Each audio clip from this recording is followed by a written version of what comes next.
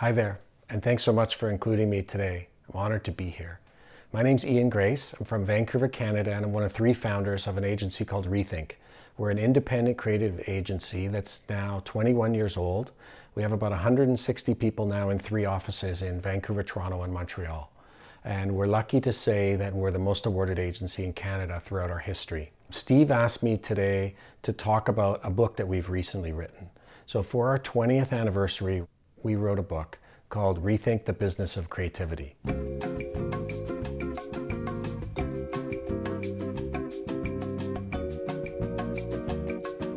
In writing our book, we didn't want it to be a typical vanity piece or just an overview of our portfolio. We wanted it to be as valuable as possible to as many creative people and creative businesses as possible. So what we did is we looked at what hasn't changed in our industry and the things that we've done over the years that have consistently helped us. So we came up with 52 chapters. Each one is a tool, we call it, to help build a sustainable creative culture and creative department. The chapters are organized in 3 sections: people, then product, then profit, in that order. And this is one of the most important things we've learned over the last 20 years and something I want to talk about today. If you support your people, you'll attract the best people. The best people will create the best work, and the best work will ultimately create the best clients. So, multinationals, we found, cannot do this. They demand a certain profit margin from their clients, and this totally affects the decisions they make around the size of their teams, the kinds of projects that they take on, the amount that they invest in these projects, etc.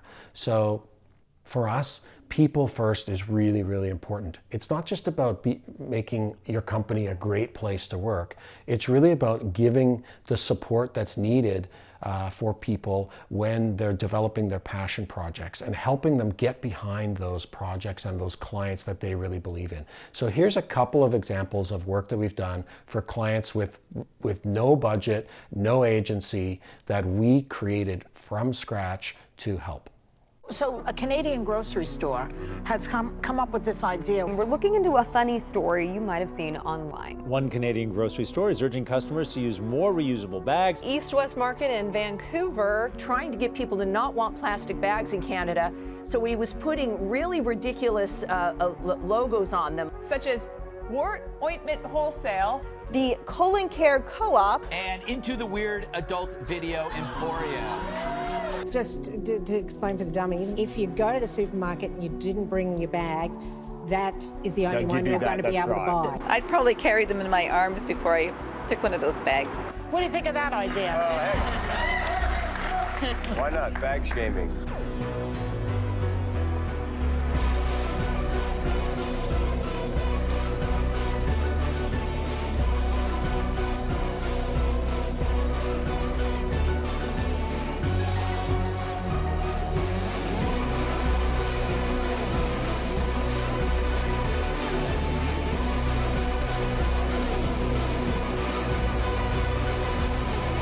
Maybe we'll get to a point where just having the bag will be embarrassing enough.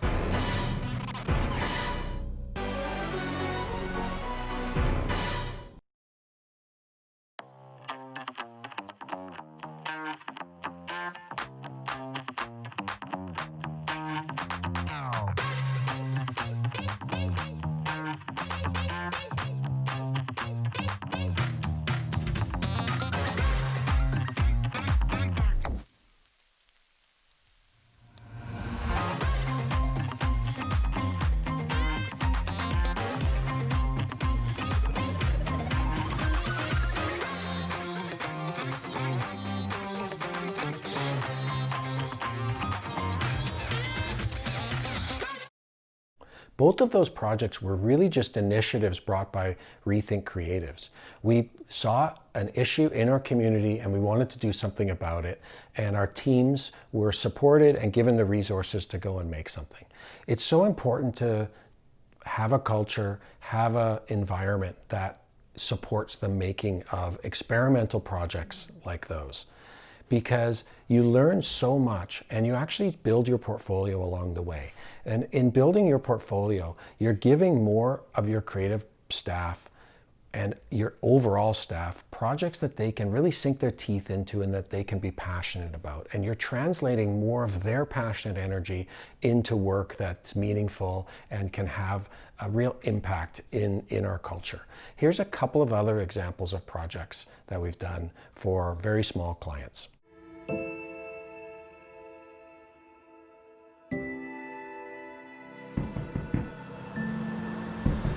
Open up! At first glance, it's just a run-of-the-mill bus shelter, but a stop in North Vancouver has a message, and it's a disturbing one. Anyone catching the bus at this North Vancouver bus stop can get a glimpse into what it's like being in an abusive relationship.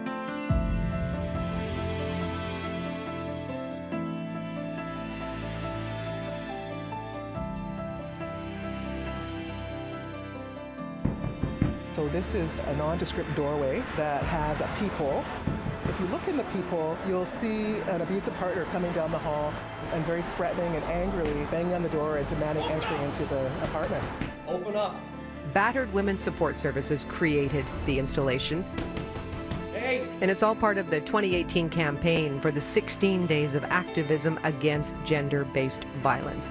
I know you're in there. Open the door. Open up! Oh my God. Yeah, that is scary. So disturbing. I don't know what I would do.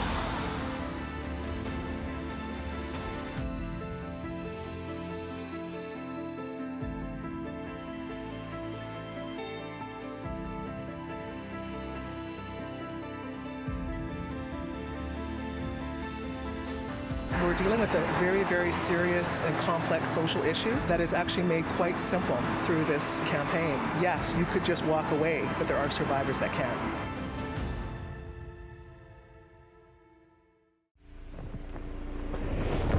Violence against the LGBT community is common, even sanctioned in some parts of the world. Russian authorities failed to prevent and prosecute homophobic violence. Les crimes transphobes ont atteint des sommets au Brésil. The murders of 3 transgender women in Louisiana are part of a disturbing trend.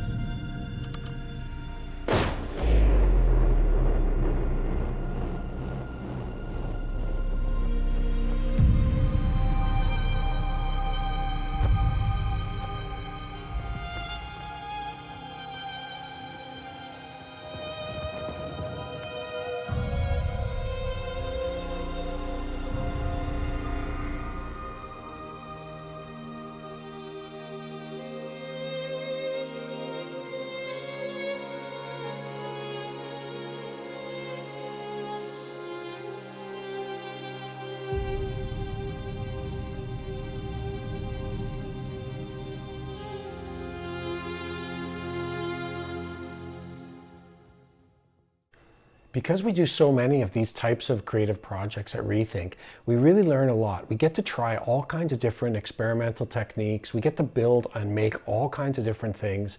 And more creative people, more people throughout the agency get to work on projects that they're passionate about. So we believe that that attracts, it builds our culture, it attracts the best people, which, as I said earlier, ultimately makes the best work and leads to the best clients. And that really affects our profit, because when we go after bigger clients, we have much more experience in working quickly and in solving their problems at record speed, because we've been through it so many times with these smaller projects. Plus, we have a richer portfolio and a breadth of projects to share with them. And we can kind of push them further because we can show them all the different things that we've done and we've tried for different similar types of clients, and really give them confidence that they could be doing something different and they could be taking more chances and doing more relevant, more important work. So here's an example of, this strategy at work where we were able to use some of our smaller pieces of business and smaller creative projects to attract larger projects within Canada. Ain't gonna stop till we get to the top. Pushing the limits, that's all that we got. Me and my team put it all on the line. We on the grind, still in no grind. Giving it all, then giving some more. Hot like a lion, hear me roar. Raising the bar, we gonna soar. We gonna kick in the door.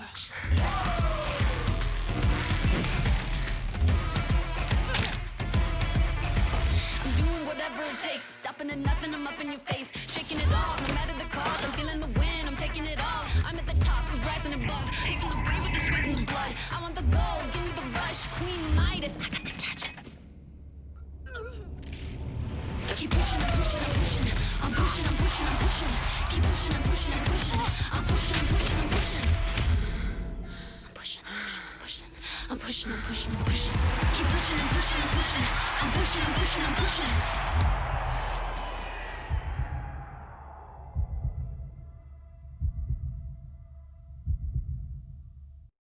17 years ago, IKEA made their greatest commercial ever about a sad lamp thrown in the garbage. I came in at the end to say my hilarious line. Many of you feel bad for this lamp. That is because you're crazy. It has no feelings, and the new one is much better. IKEA became known for disposable furniture, and we sold lots. But wasting things isn't funny. So IKEA changed. Just listen to Steve.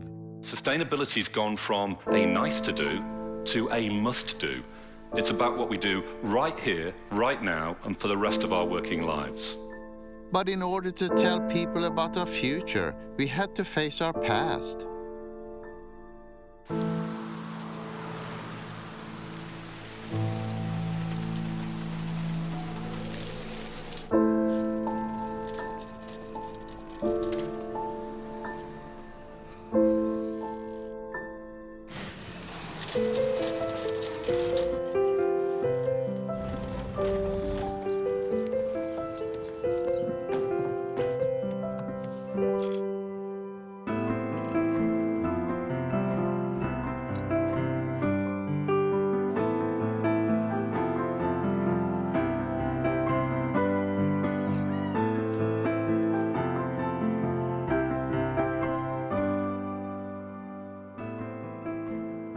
The launch captured headlines and comments from around the world.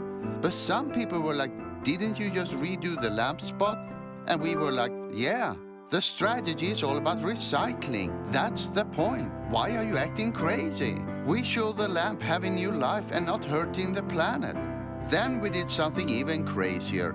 IKEA's new program gives its old furniture a chance at a new home. We told people not to buy so much stuff at IKEA, creating a sell-back program for old furniture. Even encouraging consumers on second-hand sites like Kijiji, telling them to buy used IKEA furniture there. That's the campaign. It was very successful. Many of you feel happy for this lamp. That's not crazy. Reusing things is much better.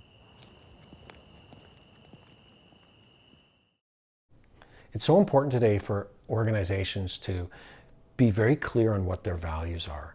And that's where this process has really helped our agency, because we've been very clear on what our values are, and we can share that with our clients directly. So this kind of work, maybe we're less profitable as an agency, but there's an old saying that a principle is not a principle until it costs you money. We know that we actually basically just spend profit to support our creative staff, to support our creative projects. But ultimately, in the long run, it's going to make for a more sustainable creative company. Before brands can motivate and prototype change, the creative agencies working with them need a sustainable process for realizing ideas. One that involves experimentation, iteration, improvement, and learning. And this is really hard in an environment dominated by quarterly financial reports and market-driven profit expectations. You need to have independence and vision. We've vowed to stay independent and actually structured our company so that it can't be sold, because we know that if we prioritize people and product over profit, we can sustain creativity. So ask yourself this: does your current agency truly support your best ideas? Are you able to do your best work there? Are the processes in place to allow you to? Are you able to work on things that you feel passionate about that are going to make a difference? And if not, ask yourself why, or buy our book, because we believe that in times of great change, like we're in right now, your values are so important. And they're not just important to say what they are, they're important because over time they actually shape the way you work. They actually allow for structural differences in your processes that support or don't support certain behaviors and certain practices. So it's really, really important to align those first so that you can have the processes in place to allow you to do the work that's going to really make the difference in our culture and in your communities. Thanks so much for having me.